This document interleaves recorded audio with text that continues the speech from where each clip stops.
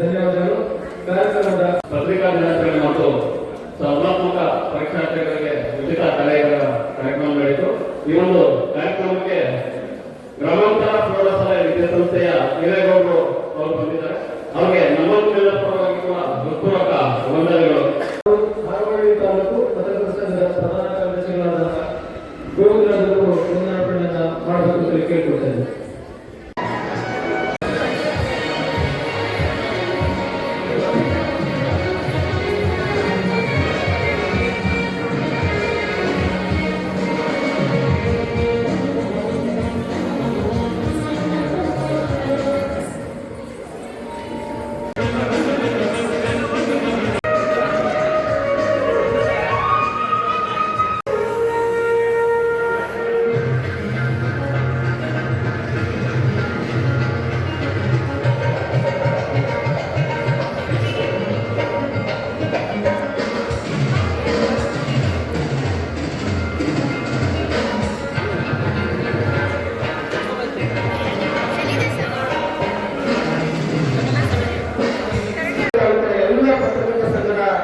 ಪತ್ರಕರ್ತರಿಗೆ ಎಲ್ಲರೂ ಕೂಡ ಹೃದಯಪೂರ್ವಕವಾಗಿ ವೇದಿಕೆಯ ಮೂಲಕ ಅವರಿಗೆ ಶುಭಾಶಯಗಳನ್ನು ಕೊಡ್ತಾ ಇದ್ದೀನಿ.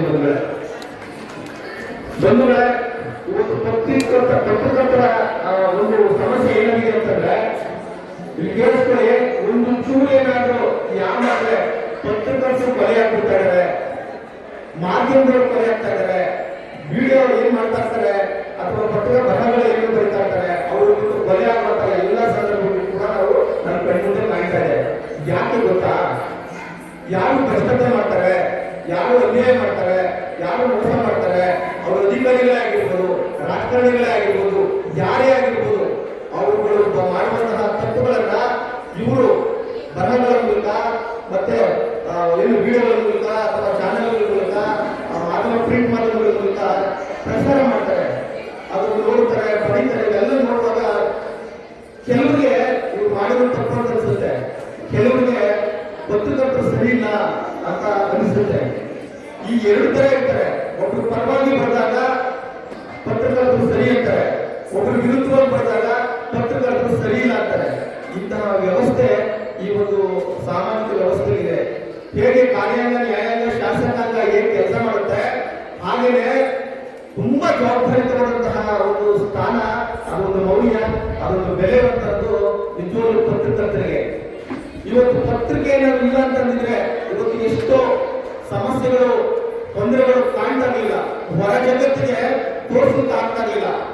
ಪ್ರಕಟಣೆ ಬರ್ತಾ ಇರುವಂತಹ ಬರಹಗಳು ಇವತ್ತು ನಮಗೆ ಕಾಣಲಾಗಿ ನೋಡಲಾಗಿ ಇವತ್ತು ಅಷ್ಟೋ ಒಂದಷ್ಟು ಭ್ರಷ್ಟತೆ ನಿಂತಿದೆ, ಒಂದಷ್ಟು ರಾಜಕಾರಣಿಗಳು ಜೈಲು ಹೋಗಿದ್ದಾರೆ, ಜೊತೆಗೆ ಒಂದಷ್ಟು ಸಮಸ್ಯೆಗಳು ಬಗೆಹರಿತಾ ಇದೆ. ಆದ್ರೆ ಇವತ್ತು ಪತ್ರಿಕೆ ಯಾವ ಮಟ್ಟಿಗೆ ಹೋಗಿದೆ ಅಂತಂದ್ರೆ ಬಂಧುಗಳೇ, ಇವತ್ತು ನಮ್ಮ ಏನು ಈ ಒಂದು ಮೊಬೈಲ್ಗಳ ಬದಲಾಗಿ ಪತ್ರಿಕೆಯನ್ನು ಓದುವುದನ್ನೇ ಬಿಟ್ಬಿಟ್ಟಿದ್ದಾರೆ. ಇವತ್ತು ಪತ್ರಿಕೆಯಲ್ಲಿ ಏನು ರಾಜ್ಯ ಮಟ್ಟದಾಗಿರ್ಬೋದು, ತಾಲೂಕು ಮಟ್ಟದಾಗಿರ್ಬೋದು, ಜಿಲ್ಲಾ ಮಟ್ಟದಾಗಿರ್ಬೋದು ಅಥವಾ ಸ್ಥಳೀಯ ವಿಚಾರ ಆಗಿರ್ಬೋದು, ಪ್ರತಿಯೊಂದು ಪೇಜಲ್ಲೂ ಕೂಡ ಆಯಾ ವಿಚಾರಗಳು ಇರ್ತಾ ಇತ್ತು. ಬೆಳಗ್ಗೆ ಹೊತ್ತು ಹಾಲು ಕುಡಿಯುವಾಗ ಅಥವಾ ಕಾಫಿ ಕುಡಿಯುವಾಗ ನಮಗೆ ಹಿರಿಯರು ಏನ್ ಮಾಡ್ತಾ ಇದ್ರು ಅಂತಂದ್ರೆ ಒಂಚೂರು ಕಾಫಿ ಕುಡಿತಾ ಪೇಪರ್ ಅನ್ನ ಓದ್ತಾ ಇದ್ರು. ಆದ್ರೆ ಇವತ್ತು ಆ ಪೇಪರ್ ಅನ್ನ ಓದಲಿಕ್ಕೆ ಟೈಮೇ ಇಲ್ಲ ಜನಕ್ಕೆ. ಬೆಳಗ್ಗೆ ಇನ್ನೂ ಎದ್ದೇ ಇರಲ್ಲ, ನಾವು ಮೊಬೈಲ್ ಅನ್ನ ನೋಡ್ಕೊಂಡು ಈ ಪತ್ರಿಕೆಯನ್ನ ನೋಡೋದನ್ನ ಕಡಿಮೆ ಮಾಡ್ಬಿಟ್ಟಿದ್ದೀವಿ. ದಯವಿಟ್ಟು ಈ ಪತ್ರಿಕೆಯನ್ನ ನೀವು ಎಷ್ಟು ಓದಿ ಆ ಪತ್ರಿಕೆಗಳನ್ನ ನೀವು ಒಬ್ಬರಿಂದ ಒಬ್ಬರಿಗೆ ಜಾಸ್ತಿಯನ್ನ ಮಾಡ್ತಿರೋ, ನಿಜವಾದ ಪತ್ರಿಕೆಯ ಬೆಲೆ ಬರ್ತದೆ. ಆ ಪತ್ರಿಕೆ